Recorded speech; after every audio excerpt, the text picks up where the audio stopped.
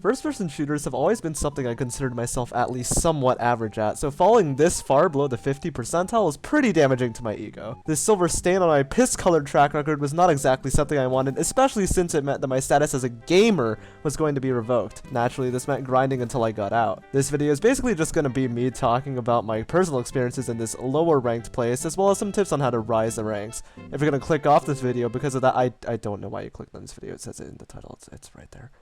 Also, YouTube meta dictates I'm supposed to show you this thing. Not sure what it means because I didn't pass middle school, but I think it makes your subscriber count go up, so I'm just going to put that here.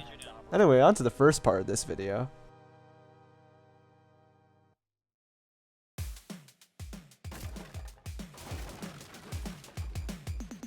Not sure why I'm making this transition thing. This video is probably going to be like 8 minutes long or something. Anyway, like all other players of competitive video games, I already came prepared with a multitude of excuses for my lower rank. The main two being lack of sleep and lack of having played first-person shooters. Now, while the lack of sleep might not seem like a very big influence on how you do, I can definitely say after playing before and after that you will play worse coked up on soda, sleep deprived, compared to playing coked up on soda well rested. For reference, I binged my 10 ranked games at like 2 AM after finishing my last final, having gotten 6 hours of sleep for that whole week. And for anyone asking, lack of sleep was definitely not due to studying. And as for the second reason, I hadn't been playing first-person shooters very much because, like the bandwagoning child that I am, I was peer pressured into spending all my time playing League of Legends. Offlane, you can just unplug your headphones and just let them hear. Oh, yeah. Hey, Thresher's right here, Thresher's right here. Alright, we kill him.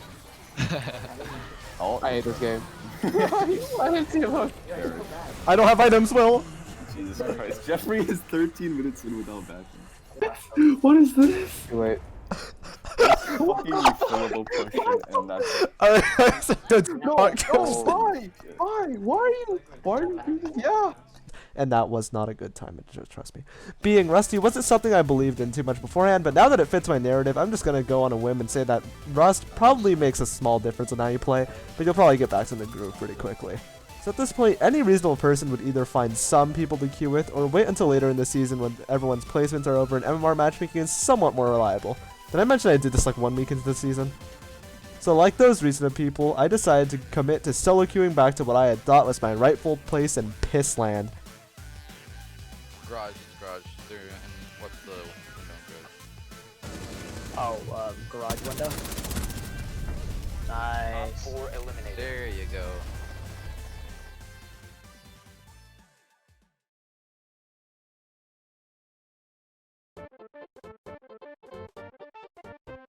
Man, that title was kind of edgy. Anyway, spoiler alert, it really did not suck that much.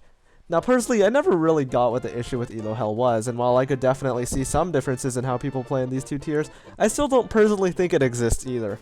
Sinking into a low rank means that your teammates are bad, sure, but that also means that your opponents are going to suck equally as much, with small variances due to the untamed beast that is Siege matchmaking. Sure, my teammates did some things I wasn't used to, but they weren't always bad ideas. Again, silver isn't exactly that far from gold, but I gotta say, just because it isn't what you want to do doesn't mean it's a bad idea. In this season, I also noticed a lot more communication. Now for the past, 13 seasons, holy moly, that's 13 seasons, I've been playing this game for too long. For the past 13 seasons, I've been used to pretty much radio silence on my games, so when I heard a lot more talking, I was pretty surprised, and communication's kinda cool. Is what I would say if it wasn't that people don't really say anything useful. Callouts were made, don't get me wrong, but the proportion of callouts made in comparison to rage-filled outbursts was actually staggering. I can understand where most of it comes from. Everyone thinks they're calling out the right play to make, but maybe let the guy attempting to clutch relax a little, He can't really hear anything with 4 people saying, but honestly, verbal toxicity isn't even the problem. We have censorship for that one. It's false callouts. Callouts are cool, right? But when a guy tells me, Behind the pink. I can't help but feel slightly betrayed when that person is not right on ping. After reviewing this clip back, it's really not that bad, but come on, man. Come on. Although maybe just a personal gripe, I'd rather someone not call out to me rather than give me callouts that have a 40% chance to be wrong. Also, the grind wasn't that long. It was like 10 games, Time expires in 10 seconds. 1 op 4 remaining. 5 seconds left.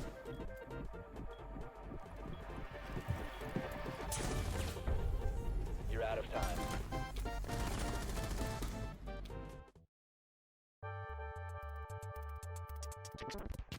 So I know I'm just a 50 percentile player and realistically lower than that. But even still, I feel like the advice I have is pretty alright. The big two are having a good mindset and being prepared.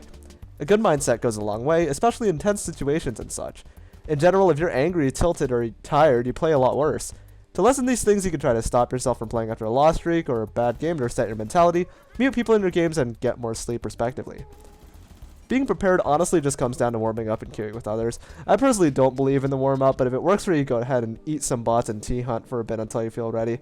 Queuing with others is also pretty good because you can ensure the skill level of at least one of your teammates instead of leaving it up to matchmaking chance. It also ensures communication between at least one person. However, I want to mention that the mindset of the people you queue with is also pretty important. I know people like to queue with their friends, but if that friend is just going to flame and shit talk you all the time, chances are you probably shouldn't play with them for your mental. I get that they can be a really good person outside gaming, and it's probably just something that arises from competitiveness. But you should probably talk to them about that if you really want to keep playing with them. And if your friendship can handle that, they probably weren't someone you should have been friends with anyway.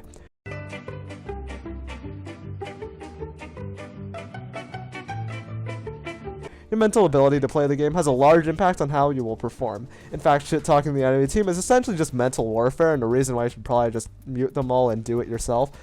The last thing you want is for your own teams to start assaulting you because the enemy team tilted them off their ass or something.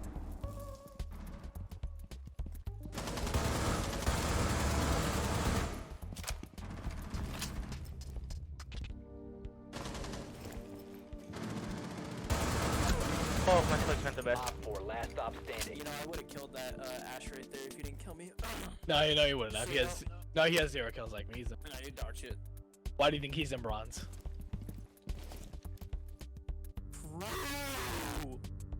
Oh yeah, you see him. He's in the hallway. You're in my holding an hallway, angle. baby girl.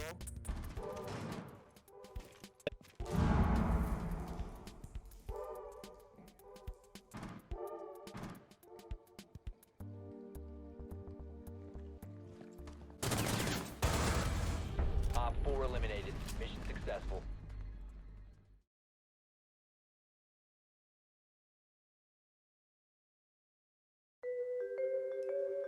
Siege rank can be really fun. The idea of rising through the ranks is definitely something that I find pretty fun in a way to index where you stand competitively.